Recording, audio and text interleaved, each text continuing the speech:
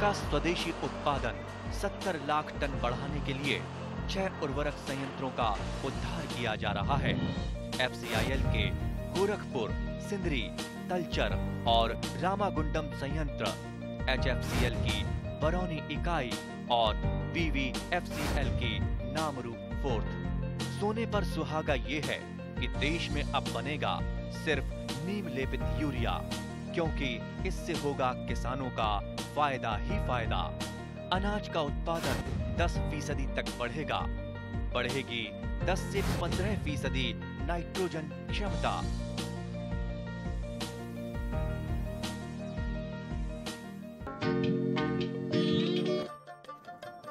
সাধাৰণতে শান্ত স্বভাৱৰ, ৰংচঙীয়া, প্ৰাকৃতিক আৰু কৃত্ৰিম খাদ্য গ্ৰহণ কৰিব পৰা মাছক আলংকাৰিক বা একুৰিয়াম মাছ বুলি কোৱা হয়। স্থানীয়ভাৱে উপলব্ধ আলংকাৰিক মাছবোৰ বিদেশত ভাল সমাদৰ আছে। সেইদৰে ৰংচঙীয়া গোল্ডফিছ, এঞ্জেল ফিছ, মলি, গাপ্পি আদি বিদেশী মূলৰ মাছসমূহৰ স্থানীয় বজাৰত চাহিদা আছে। আলংকাৰিক মাছৰ চাহিদা আমাৰ ৰাজ্যত দিনক দিনে বাঢ়িবলৈ ধৰিছে। ৰাজহুৱা অনুষ্ঠান প্ৰতিষ্ঠান আৰু ঘৰতো এই মাছ ৰখাৰ চখ বাঢ়িবলৈ লৈছে। ৰাজ্যখনৰ বিভিন্ন শিক্ষা আৰু গৱেষণা প্ৰতিষ্ঠানে আলংকাৰিক মাছৰ প্ৰজনন কৌশল উদ্ভাৱন কৰি সেইবোৰ সম্প্ৰসাৰণ কৰি আহিছে। এনে এটা আগশাৰীৰ গৱেষণা প্ৰতিষ্ঠান হ'ল গুৱাহাটী বিশ্ববিদ্যালয়ৰ জীৱবিজ্ঞান বিভাগৰ অন্তৰ্গত জৈৱ বৈচিত্ৰ্য আৰু জলাকৰ্ষণ প্ৰতিষ্ঠান।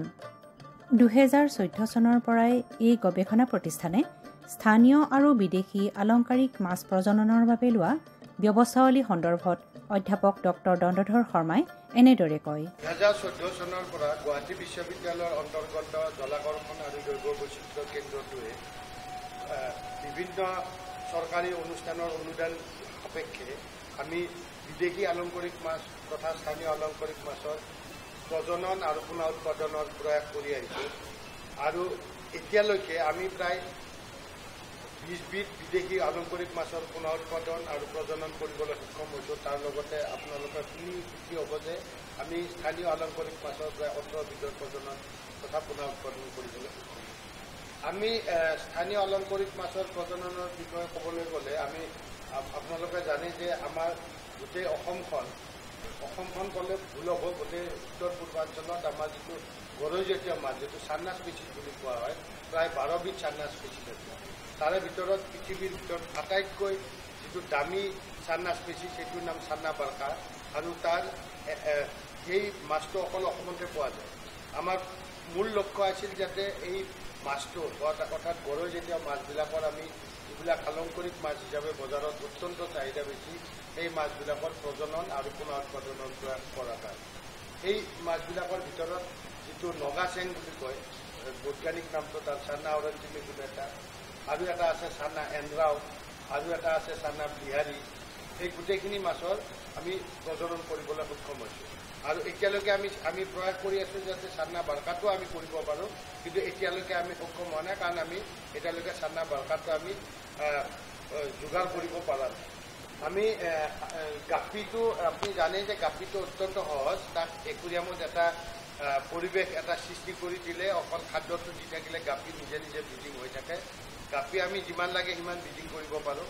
তাৰ লগতে আমি গোল্ডফিছৰ 3টা ভেৰাইটি, কৈকাৰ্পৰ 2টা ভেৰাইটি, এঞ্জেল, তাৰপিছত বেটা ফিছ যিটো কোৱা হয়, এইখিনি মাছৰ প্ৰজনন কৰিবলৈ সক্ষম হৈছোঁ। আমি যিটো ৰেড কেপ অৰাণ্ডা সেইটো আমি ব্ৰিডিং কৰিছিলোঁ, কিন্তু খুব বেছি ছাকচেছ নহ'ল। কিন্তু যিটো নৰ্মেল গোল্ডফিছ, যিটো সেই গোল্ডফিছৰ 2টা ষ্ট্ৰে, এটা আপোনাৰ ষ্ট্ৰিপ থকা আৰু এটা সম্পূৰ্ণ গোল্ডেন কালাৰ, এই 2টা কৰিবলৈ আমি আমাৰ যিখিনি আপুনি জানে যে দেশত আমাৰ দেশত যদিও আমি স্থানীয় আলংকাৰিক মাছত অত্যন্ত চহকী, কিন্তু আমাৰ দেশত তাৰ কোনো চাহিদা নাই। আনকি আমাৰ যিবিলাক যুৱক যুৱতী আছে, নিবনুৱা যুৱক যুৱতী আছে, তেওঁলোকে সেইটো প্ৰজনন বা পুনৰ উৎপাদন কৰাৰ কাৰণে আগ্ৰহী নহয়। এইকাৰণে আগ্ৰহী নহয় যে তেওঁ বজাৰত বিক্ৰী কৰিব নোৱাৰে। কিন্তু আমাৰ যিখিনি বিদেশী আলংকাৰিক মাছ আছে তাৰ চাহিদা যথেষ্ট বেছি, এতিয়াও যথেষ্ট বেছি। সেইবিলাক তেওঁলোকে খুব আগ্ৰহেৰে তাৰ বিষয় শিকিব খোজে বা সেইটো প্ৰজনন বা পুনৰ উৎপাদন কৰিব খোজে। সেইকাৰণে মই ভাবোঁ যে খুব সুলভ মূল্যত বা কম খৰচ কৰি যেনেকৈ গোল্ড ফিছ বা কৈকাৰ্প বা এঞ্জেল ফিছ বা গাপি ইত্যাদিক তেওঁলোকে প্ৰজনন কৰিব পাৰে। যিহেতু আলংকাৰিক মাছৰ প্ৰজনন কৌশল যথেষ্ট সৰল আৰু কম পৰিসৰতে ইয়াৰ প্ৰজনন সম্ভৱ, সেইবাবে মহিলাসকলেও এই মাছৰ প্ৰজনন কৰিব পাৰে। বিশেষকৈ স্থানীয় বজাৰত চাহিদা থকা বিদেশী মূলৰ আলংকাৰিক মাছৰ জৰিয়তে কেনেকৈ মহিলা সবলীকৰণ সম্ভৱ, সেই সন্দৰ্ভত গৱেষণা ছাত্ৰী অদিতি ডেকা আৰু দীক্ষিতা চুতীয়াই এনেদৰে কয়। চহৰ অঞ্চলত যিহেতু মাটিৰ অভাৱ, গতিকে ইমান জেগাৰ প্ৰয়োজন নোহোৱাকৈ এনেকুৱা আমাৰ ইউনিট আছে, তেনেকুৱা ইউনিটবোৰ ৰিয়েৰিং ইউনিট বুলি কয়। তো আপুনি এনেকুৱা ইউনিটতে প্ৰজনন কৰাই আপুনি পোনাবোৰ ডাঙৰ কৰি একেলগে মানে একেটা জেগাতে হয় হয় হয় হয় তেনেকুৱা হয় হয়। আৰু মেইনটেনেঞ্চটো ইমান কষ্টকৰ নহয়। বায়'লজিকেল ফিল্টাৰ তেনেকুৱা ফিল্টাৰ থাকে বা আপুনি পানীখিনি অলপ সঘনাই চেঞ্জ কৰিব লাগে, তেনেকুৱা সাধাৰণ মানে মেইনটেনেঞ্চ কৰিলে হয় পাৰি। আপুনি বায়'লজিকেল ফিল্টাৰ ইউজ কৰিলে একেখিনি পানী বহুত দিনলৈকে মানে ইউজ কৰিব পাৰিব। হয় হয় হয় হয় হয়। আৰু যিটো কাম মহিলাসকলে এতিয়া নিবনুৱা মহিলা বা ঘৰত এনেই থকা মহিলা এনেই মানে নিজৰ সুবিধাজনক মতে ব্যৱস্থা কৰি লৈ এইটো নিশ্চয় বহুত উৎপাদন কৰিব পাৰিব। আলংকাৰিক মাছৰ পোনা পুনঃ সক্ৰিয় জলসংবৰ্ধন পদ্ধতিত একেখিনি পানী পৰিশোধন কৰি পালন কৰিব পাৰি। বিশেষকৈ গোল্ডফিছ আৰু কৈ কাৰ্প মাছৰ পোনা এই পদ্ধতিত অতি উচ্চ হাৰত পালন কৰিব পাৰি। এই পদ্ধতিত মাছৰ বেমাৰ হোৱাৰ প্ৰৱণতা কম থাকে আৰু জীয়া মাছ সহজতে ধৰি বিক্ৰী কৰিব পাৰি। এই সন্দৰ্ভত অধ্যাপক ডক্টৰ দণ্ডধৰ শৰ্মাই এনেদৰে কয়। আচলতে আমি এই বায়'ফ্লক যিটো আমি ইয়াতে ইনষ্টল কৰিছোঁ, এইটো এটা আমি কনচেপ্ট এটা উদ্ভাৱন কৰিছিলোঁ। এইটো আচলতে গোটেই উদ্ভাৱনীৰ সূত্ৰটো হৈছিল এটা অসুবিধাৰ কাৰণে। আপোনালোকে জানে যে এযোৰ কৈ কাৰ্পে এবাৰত প্ৰায় 2.5 লাখতকৈ বেছি পোনা কণী জগায় আৰু সেই কণীবিলাকৰ প্ৰায় 99% আমি পোৱালিলৈকে পৰিৱৰ্তন কৰিব পাৰোঁ। কৰাৰ পিছত আমাৰ দেখা গৈছিল যে আমাৰ ঠাইৰ অসুবিধা হৈছিল, যে সেই পোনাখিনিক প্ৰতিপালন কৰাটো আমাৰ যথেষ্ট অসুবিধাৰ সৃষ্টি হৈছে। তেতিয়া আমি ভাবিলোঁ যে আমি কিয়নো গোটেই পোনাখিনিক আমি বায়'ফ্লকলৈ ট্ৰেন্সফাৰ কৰোঁ। তে প্ৰথমতে এটা আমাৰ এইটো আইডিয়া নাছিল যে এইবিলাক ডাঙৰ হ'বনে নহয়। তে আমি এটা ৰিস্ক লৈ কি কৰিলোঁ যে আমি বায়'ফ্লকত কাৱৈ মাছ নকৰাতকৈ, যিটো আমাৰ সাধাৰণ আমাৰ অসমৰ যিখিনি আমাৰ খেতিয়ক আছে তেওঁলোকে ভাবে যে বায়'ফ্লকত অকল কাৱৈ মাছে, যিটো ভিয়েটনামী কাৱৈ সেইটোহে কৰিব পাৰি, বেলেগ কৰিব নোৱাৰি।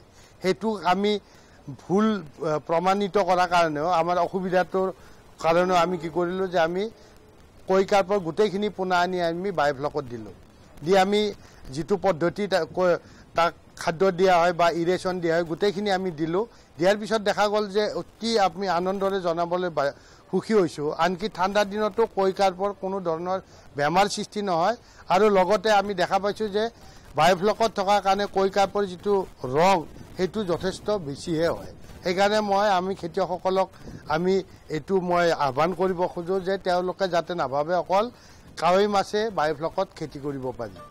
আলংকাৰিক আৰু একুৰিয়াম মাছৰ ব্যৱসায় আৰু ইয়াৰ সম্প্ৰসাৰণ সন্দৰ্ভত মীন বিষয়া ডক্টৰ সঞ্জয় শৰ্মাই এনেদৰে কয়।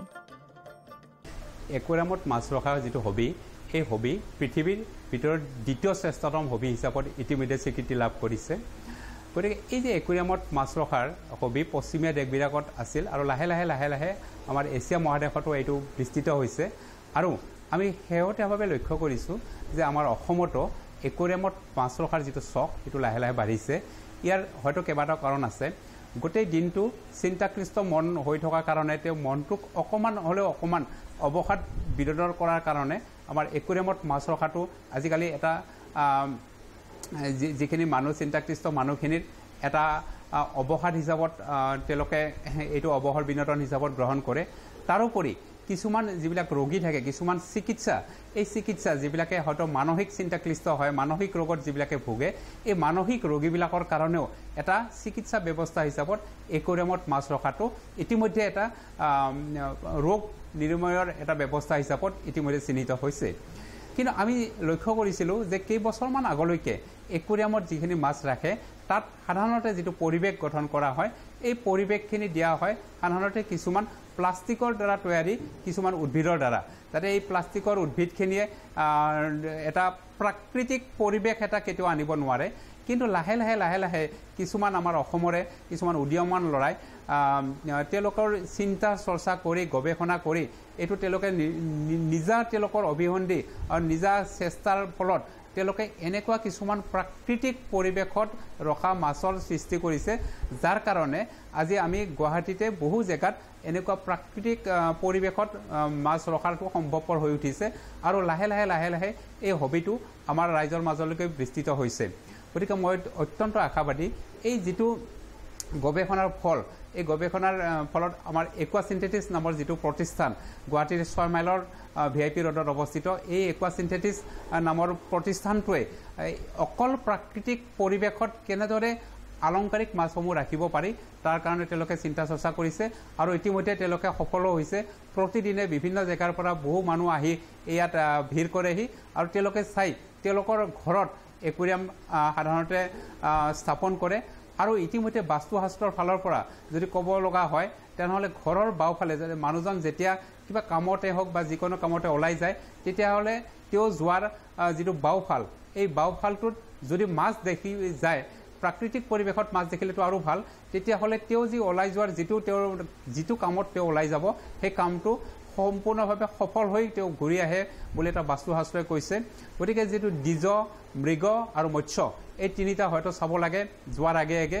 গতিকে আমি যিহেতু দ্বিজ আৰু মৃগ আমাৰ যিহেতু লোপ পাই গৈছে, গতিকে আমি তৃতীয় নম্বৰটো অৰ্থাৎ মৎস্যটো যদি তেওঁ চাই গৈ তেওঁ পৰম তৃপ্তি হৈ মনটো যেতিয়া জোৰ পেলাই তেওঁ বাহিৰত ওলাই যায়, যিকোনো কাম তেওঁ সেই দিনটোৰ কাৰণে সিদ্ধ হয় বুলি কয়। গতিকে মই এইটোৱে অনুৰোধ কৰিম, যিহেতু আমাৰ আজিকালি প্লাষ্টিকৰ ব্যৱহাৰটো যথেষ্ট পৰিমাণৰ নিষেধাজ্ঞা আছে, গতিকে প্ৰাকৃতিক পৰিৱেশত যিকোনো অৱস্থাতে সৰু ডাঙৰ বৃহৎ যোৱাৰ যেনেকুৱা যি সুবিধা আছে এনেকুৱা প্ৰাকৃতিক পৰিৱেশত তেওঁলোকে একুৰিয়াম ৰাখিব পাৰে আৰু মাছখিনিৰ যিখিনি বৰণ, মাছখিনি যিটো এটা প্ৰাকৃতিক পৰিৱেশত পাব, তেওঁলোকে তাত পৰম তৃপ্তিৰে খেলি থাকিব আৰু এই যিটো পৰম তৃপ্তিৰ এটা নান্দনিক সৌন্দৰ্য, এই নান্দনিক সৌন্দৰ্যটো বোধহয় আন কোনো ক্ষেত্ৰত এনেকুৱা বিভিন্ন পেটছৰ ক্ষেত্ৰত হয়তো পোৱা নাযায়। গতিকে মই এইটোকে আপোনালোকক সকলোকে অনুৰোধ কৰিম যে এই যিটো নান্দনিক সৌন্দৰ্য প্ৰাকৃতিক পৰিৱেশত মাছৰ আচল যিটো ৰং আৰু তেওঁলোকে যিটো আচলকে খেলি থকাৰ যিটো পৰিৱেশ, এই পৰিৱেশটো তেওঁলোকে যাতে অক্ষুণ্ণ ৰাখি এটা সুন্দৰ পৰিৱেশ এটাত যাতে মাছখিনি ৰাখি তেওঁলোকৰ স্বাস্থ্য, তেওঁলোকৰ বৰণ, তেওঁলোকৰ পৰিৱেশ অক্ষুণ্ণ ৰাখি এনেকুৱা এটা পৰিৱেশ সৃষ্টি কৰাৰ কাৰণে মই একুৱাচিন্থেটিছৰ লগতে আমাৰ এই বিভাগটোৰ বা ইয়াত যিখিনি যুৱক যুৱতী আছে এই যুৱক যুৱতীসকলক অভিনন্দন জ্ঞাপন কৰিছোঁ। উল্লেখযোগ্য যে প্ৰাকৃতিক জলজ উদ্ভিদেৰে পৰিপুষ্ট একুৰিয়ামৰ চাহিদা দিনক দিনে বাঢ়িবলৈ লৈছে। এনে একুৰিয়ামত প্ৰাকৃতিক পৰিৱেশত মাছখিনি থাকে বাবে মাছৰ স্বাস্থ্য ভালে থাকে আৰু ৰং ভালে থাকে। প্ৰাকৃতিক পৰিৱেশত একুৰিয়ামত মাছ ৰখা সন্দৰ্ভত উদ্যমী যুৱক ধ্ৰুৱজ্যোতি কলিতাই এনেদৰে কয়। মই সৰুকালৰ ক্লাছ 6ৰ পৰা মই এংগেজ হৈছিলোঁ একুৰিয়ামৰ লগত। তেতিয়া মোৰ হবি আছিলে, তেতিয়া হবিৰ পৰা কৰাওঁতে তাৰপিছত মই বাহিৰলৈ গ'লোঁ মোৰ হায়াৰ ষ্টাডিজৰ কাৰণে। তাতে চেন্নাইত মই দেখা পালোঁ প্লানেট একুৰিয়ামৰ কথা। দেখা পাই পেলাই মোৰ আকৰ্ষিত হ'ল কেনেকৈ মানে কৰিব পাৰি। মই তাৰ প্লেনেট একুৰিয়ামৰ ওপৰত প্ৰেক্টিছ কৰা আৰম্ভ কৰিলোঁ। প্ৰেক্টিছ কৰাৰ পিছত নিজে নিজে দেখিলোঁ যে এইটো এটা বিজনেছ স্কোপ ডেভেলপ কৰিব পাৰি।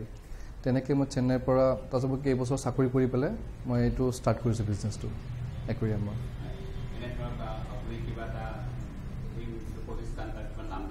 হয়, মোৰ এইটোৰ নাম হ'ল ইলিস্কিউব লেবছ। ইয়াতে মেইনলি আমি গছৰ খেতিবোৰ কৰোঁ আৰু কিবা কিবি প্ৰডাকশ্যনছবিলাক কৰোঁ। আৰু মোৰ লগত প্ৰায় 6জনৰ ওপৰত মোৰ লগত জড়িত হৈ আছে।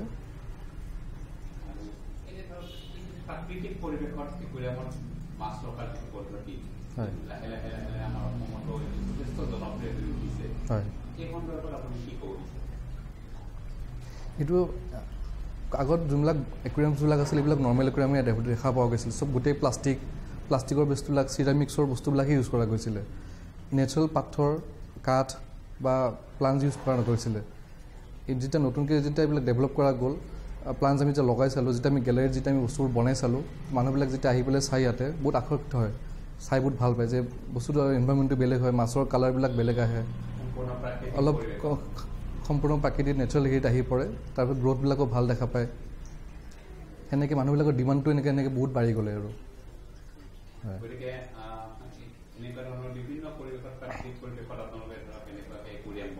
হয়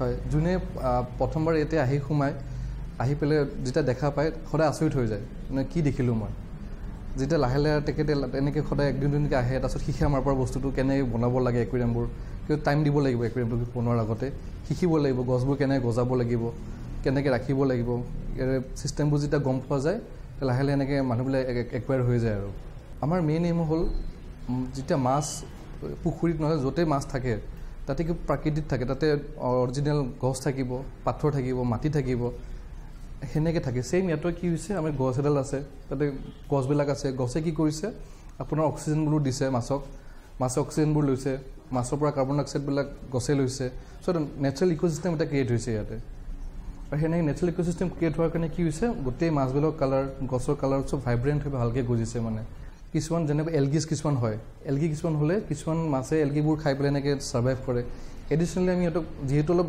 বহুত চাইজটো সৰু হয় কাৰণে আমি এডিশ্যনেল ছাপ্লিমেণ্ট এড কৰি গৈছোঁ কেতিয়াবা আৰু কিছুমান বস্তু ইয়াৰ পৰা খাব পাৰে মাছবিলাকে আমি ষ্টাৰ্টিং কৰিছিলোঁ প্লাণ্টছবোৰ খেতি কৰাৰ কাৰণে চ' যিমান একুৱাটিক প্লাণ্টছ আছে আমি নৰ্থ ইষ্টত বিচাৰি চালোঁ অসমতো বিচাৰিছিলোঁ মেইনলি যে বহুত প্লাণ্টছ আছে যোনবিলাক আমি গজাই পেলাই আমি বঢ়াই পেলাই একুৰিয়ামত ইউজ কৰিব পাৰোঁ যেনেকুৱা আপোনাৰ প্ৰায় আমি 10ডালৰ ওপৰত আমি অসমত গছ বিচাৰি পালোঁ যিটো আমি খেতি কৰি আছোঁ আৰু বাহিৰৰ পৰা আমি কিছুমান গছ আনি পেলাই এইবিলাক মাল্টিপ্লাই কৰি বঢ়াই গৈছোঁ গছবিলাক সেনেকৈ আমাৰ মানুহ টিম ফ'ৰ্চ লাগিছে যোনে খেতি কৰাৰ কাৰণে খেতিয়ক লাগিলে আমাক গছবিলাক গজোৱাৰ কাৰণে তাক গছবিলাক বনাই অনাৰ পিছত প্ৰচেছিং থাকে মানে পটিং কৰিব লগা হয় পটছবিলাকো বনায় পটছবিলাকো ৰিটেইল কাউণ্টাৰলৈ যায় সেনেকৈ গৈ পেলাই আপোনাৰ একুৰিয়ামত লাগি যায় হবিজবিলাকে একুৰিয়ামত লগাব পাৰে এনেকৈ আমাৰ যিমান গছ ইয়াতে অসমত পোৱা গৈছে আৰু প্লাছ যিমান গছ আমি ইয়াতে কাল্টিভেশ্যন কৰিছোঁ এটা ডাঙৰ স্ক'প আছে আমি অল অভাৰ ইণ্ডিয়াত আমি ছাপ্লাই কৰিব পাৰিম ছাপ্লাই কৰি পেলাই ইভেন যিমান আমাৰ মাছবিলাক আছে ভাল মাছবিলাক আমাৰ লোকেল মাছবিলাকো ভালকৈ ডেভেলপ কৰি পেলাই ব্ৰিডিং কৰি পেলাই সেইবিলাকো ছাপ্লাই কৰিব পৰা যায় ইয়াৰ পৰা প্ৰাকৃতিক একুৰিয়াম সম্প্ৰসাৰণৰ প্ৰতি আন এজন শিক্ষিত উদ্যমী যুৱক ফাৰহাম চাংমাই তেওঁৰ উপলব্ধি ব্যক্ত কৰি এনেদৰে কয় মই এনে একুৰিয়াম ৰিলেটেড মানে হবিটোত মানে বহুত আগৰ পৰা আছিলোঁ চ' তাৰ কাৰণে মানে যিমানবাৰ মানে যেনেকুৱাকৈ মোৰ এক্সপিৰিয়েঞ্চটো লাহে লাহে বাঢ়ি গ'ল মই মানে নৰ্মেল এটা একুৰিয়াম নবনোৱাকৈ মানে একদম যি ফিছটো ৰাখিম সেই ফিছৰে মানে হেবিটেটটো অনলাইন ৰিচাৰ্চ কৰি কেনে তাৰ পেৰামিটাৰ্ছ তাৰ এনভাইৰনমেণ্টটো একজেক্ট কৰিব মানে পাৰাকৈ মানে শিকি কেনে কৰিছোঁ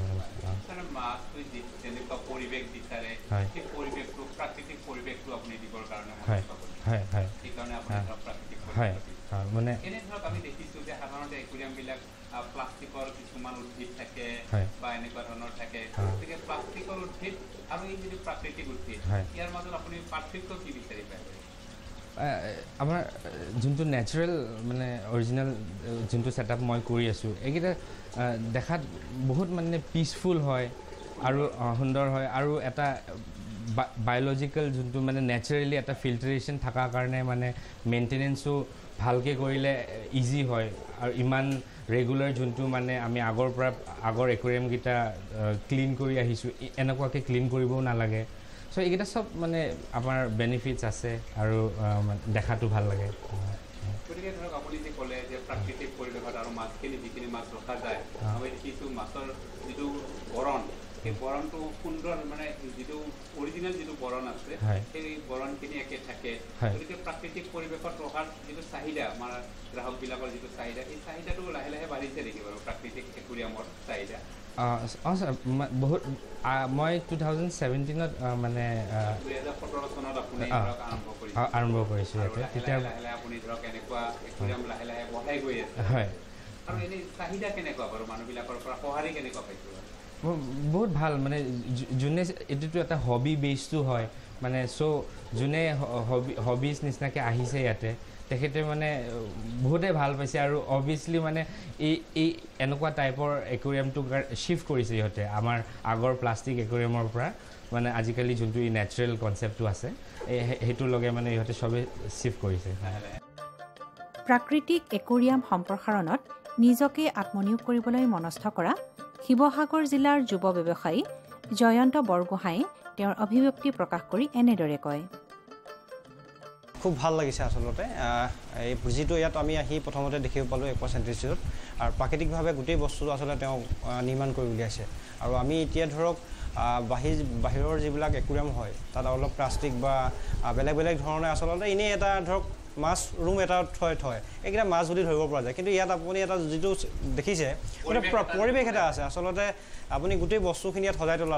এটা পাহাৰৰ কিনাৰত এটা দৃশ্য এটা ধৰি থোৱা হৈছে বা নহ'লেও যিটো মাছ থকাৰ কাৰণে যিখিনি আচলতে সুবিধা লাগে বা মাছৰ পৰিৱেশ যিটো লাগে আচলতে গোটেই পৰিৱেশটো ইয়াত দিয়া হৈছে বা তেওঁ চেষ্টা কৰিছে আৰু সেইকাৰণে একোৱা চেণ্ট্ৰিষ্টিটো খুব ভাল লাগিছে আৰু মই শিৱসাগৰৰ পৰা আহি আচলতে চাবলৈ আহিছোঁ আচলতে বস্তুটো কিমান ধুনীয়াকৈ কৈছোঁ আৰু মই গোটেই বস্তুটোৰ প্ৰতি আকৰ্ষিত হৈছোঁ আৰু তেওঁক মই দাদাক কৈছোঁ যে দাদা এই বস্তুটো কিন্তু মই শিৱসাগৰত লৈ যাব বিচাৰিছোঁ আৰু আপোনাৰ লগতে আপুনি যদি 2-3জনক সংস্থাপন কৰিছে ময়ো তাত 2-3জনক সংস্থাপন কৰি এই বস্তুটো আৰু অকণমান আগুৱাই লৈ যাবলৈ চেষ্টা কৰি আছোঁ নিশ্চয় মই তেওঁলোকক যোগাযোগ কৰিছোঁ আৰু তেওঁলোকৰ ইতিমধ্যে কথাও হৈছে যে মই এই বস্তুটো আমি যাতে শিৱসাগৰ যোৰহাটৰ ফালে লৈ গৈ ইয়াক আমি যাতে অকল বহলভাৱে প্ৰচাৰ কৰিব পাৰোঁ তাক চেষ্টা কৰিম এনেদৰে ৰাজ্যখনৰ মহিলা আৰু শিক্ষিত নিবনুৱা যুৱকসকলে একুৰিয়াম আৰু আলংকাৰিক মাছৰ ব্যৱসায়ৰ লগত জড়িত হ'লে তেওঁলোক স্বনিয়োজন হোৱাৰ লগতে ৰাজ্যখনৰ আৰ্থ-সামাজিক দিশটো টনকিয়াল হ'ব বুলি আশা কৰিব পাৰি किसान भाइयों गांठ बांध लो बात बहुत है काम की समृद्धि के पैगाम की मिट्टी के मिजाज को समझो मिट्टी के हर राज को समझो मिट्टी की तुम जांच कराओ मुफ्त सॉइल हेल्थ कार्ड ले जाओ कभी मुनासिब बीज लगाओ सही किस्म की खाद ले आओ जितनी जरूरी उतनी डालो सही मात्रा खुद पहचानो इसको अपना मंत्र बना लो मिट्टी की सेहत तो जानो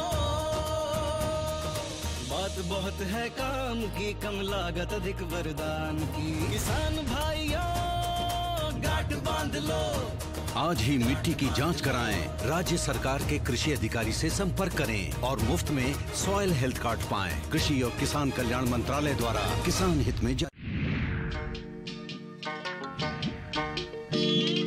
কৃষকসকলৰ বিভিন্ন সমস্যাৰ সমাধানৰ লগতে শেহতীয়া প্ৰযুক্তি আৰু প্ৰয়োজনীয় আনুষংগিক দিশৰ বিষয়ে জানিবৰ বাবে চাবলৈ নাপাহৰিব কৃষি দৰ্শন প্ৰচাৰিত হয় প্ৰতি সোমবাৰৰ পৰা শুকুৰবাৰলৈ সন্ধিয়া 5:30 বজাৰ পৰা 6 বজালৈ